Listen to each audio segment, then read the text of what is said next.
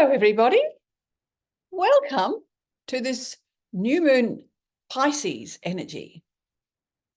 The new moon occurred on Sunday evening, about 7 o'clock local time. So please do check the time in your vicinity. New moon in Pisces. It's the last sign of the zodiac, into which so much accumulates. It is a time of contemplation, meditation, and solitude, associated with the 12th house of the unconscious. People with strong 12th house planets tend to find themselves in institutions of various kinds where they operate behind closed doors or in secret. Could be hospitals, libraries, science laboratories, prisons, or other institutions. And planets in the 12th house often indicate that the person has ancestral issues to resolve in this lifetime. Matters to consider in Pisces include imagination, inner happiness, psychic sensitivity, mystic awareness, trust, spiritual healing, compassion, and releasing helplessness. Physically, Pisces governs the lymphatic system, which assists the body to eliminate toxins, as well as your hands and your feet. People with strong Pisces energy should avoid any sort of substances, including alcohol, drugs of any sort, and food that might be addictive. Pisces is a water sign, like Scorpio and Cancer. Scorpio could be considered like the ice state of water, where the surface is solid, brackets, Scorpio is a fixed sign, bracket, and water flows underneath it without being seen. Cancer is the more familiar water sign, being likened to the ocean that ebbs and flows and enters any little crevice it can find. Cancer is a cardinal sign. The gaseous state of water is represented by Pisces. Consider Pisces a bit like the mist. It dissolves as you view it and it drifts away, perhaps forming another cloud. Ethereal energy, hard to capture. Pisces is a mutable sign. It is at this time of the year that it is good to imagine, dream, and create the future we want for ourselves, especially for this year. So many folks stress out about creating a new plan for the calendar year when we've had the new year on January the 1st, just after Christmas, and in Capricorn, a cardinal business-oriented sign. Oh, sure, you are tired after the year that has just passed. You are resting after celebrations at Christmas, and you deserve to have a break. But no, you're trying to focus your spent energy on what you want to do for the calendar year to come. Doesn't make sense to me. Pisces governs the lymph, as well as the hands and the feet. The lymphatic system is the body's first line of defense against all viruses and bacteria. It's not seen. You don't see the lymph system. To prevent toxicity accumulating in this system, be sure to eat a diet of fresh fruit and vegetables and drink lots of water. Reduce or avoid alcohol and excess caffeine. And remember that caffeine occurs also in some tea. Now, hands. It's a great time to pay attention to your hands and your feet. Take yourself off to the local nail salon and have the ladies there pamper your hands and feet. You don't have to have fancy nails applied or polish, but simply have your nails shaped and cleaned. It will feel great. You can see I just had a manicure this week. If you don't want to pay someone, attend to your nails yourself. Cleaning, filing and shaping. Use an exfoliating substance to really scrub those hands, or a stiff nail brush, and then apply some nourishing lotion to make your hands feel really beautiful. Just consider how you would manage without your hands and really appreciate the service they provide for your body and for your communication with those you love. Consider how touch is such a powerful experience. How could you stroke a child or a loved one or a pet without your hands? How do you feel when your loved ones touch and stroke you? Now, feet. What about your feet? Consider how you can function without your feet. What happens when you have an injured foot? I tell you, I'm troubled by seeing local people mowing lawns with motor mowers. And these people have either no footwear, thongs, sandals, but whatever, not adequate or appropriate protection for their feet. It would only take an accidental connection with an unseen object to throw the mower off course. And then what happens?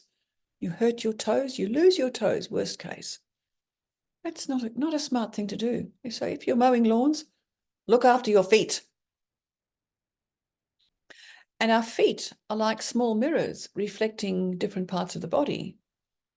And by working on various parts of your feet, you can, or your reflexologist can, support and repair many health conditions. I'm so grateful to Susie, who regularly treats my feet. Oh, it's a wonderful feeling. You can take care of your feet in other ways also. I've experienced a sort of dry fungus on my big toenails, which has been difficult to shift. The fungal infection also causes the nails to be thickened and tough, and the skin around can also be rough and dry. The pharmaceutical industry has many solutions, including taking something orally to circulate around the body. I have found the protracted use of tea tree oil effective in eliminating this fungus. Maybe you can also. Happy to provide more information, just message me. And tea tree oil in a carrier oil, or just put on a cotton wool swab, applied to the feet after showering can be effective over time in addressing athlete's foot and other little wet fungus conditions.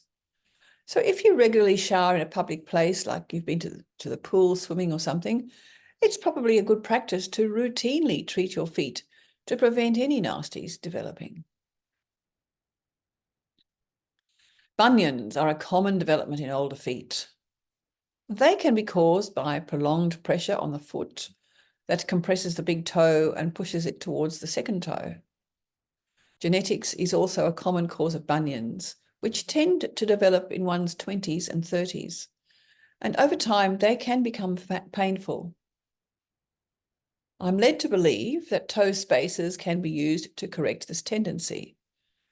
But please do your own research and check if it is the correct solution for your body.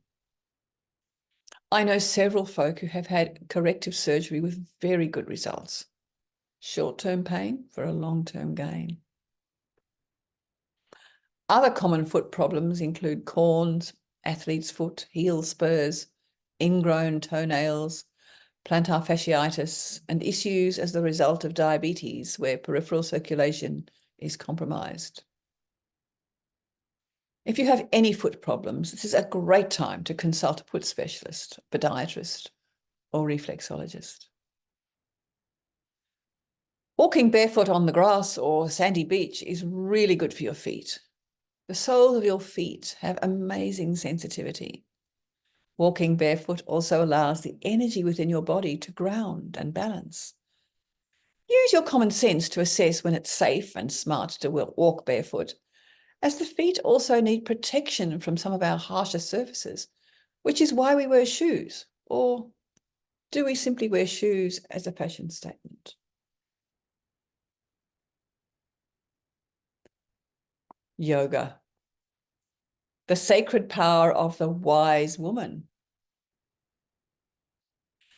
I was privileged a couple of weeks ago to present a short half-hour segment about yoga to a group of wise women at a retreat called Sacred Power of the Wise Women, 50 years and up. The program included drumming, didgeridoo, animal poems, snake wisdom, palmistry, menopause issues and treatments, past lives, making a spirit doll, and much more. Sunda Devi is a wise woman from the Lakota tradition and has much wisdom to share.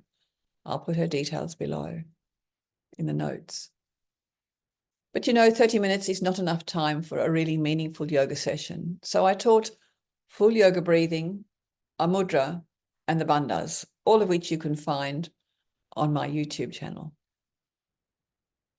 Another such retreat is planned, as this was very well received by all participants. And so if you're interested, let me know if you'd like the information about subsequent retreats for ladies over 50, wise women. More on yoga. Now, with the alignment of planetary energies for me in Aries in the month coming up, I'm planning to create a yoga course especially for the 50+ demographic. Since I teach a sequence of postures designed to balance the endocrine function of the body, I'm creating a short course which includes not only the appropriate postures, but also much information, much chat, yak, about our bodies and how our endocrine system works. So there'll be a lot of information as well as how to do things. And the notion is that I will deliver an online course which can be accessed initially free and then by subscription. Let me know if this interests you. If I can gather enough ladies for a live class initially, I'd love to do that. I need a location on the Gold Coast and I need students. If you're interested, let me know and indicate what time of the day works for you. And maybe you have a place. I need, it could be somebody's home, someone who has a big open playroom, restroom, lounge room that could be cleared for about 6 students. Oh, and stories. It's been a very busy time for me since my last newsletter. My daughter was visiting from Canada, and we shared some time driving from Melbourne to the Gold Coast. I tell you what, I'm not a good passenger, and she'll tell you stories about that too. And we came via Sydney, where we walked the Sydney Harbour Bridge, hence the Harbour Bridge background to this video. Time was all too short, and she has now returned home to Canada. And a few days later, I was delighted to host my cousin visiting from South Africa.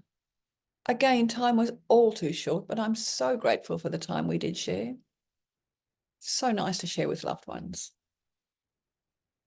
Now, to finish off, I'm just flagging that on the 21st of March, the sun moves into Aries at the start of the astrological year. Days and nights are of equal length. Now, this is the time to begin to implement all those plans you've been hatching and dreaming and creating in this Pisces energy. Enjoy your planning. May it bear wonderful fruit for you. Bye for now.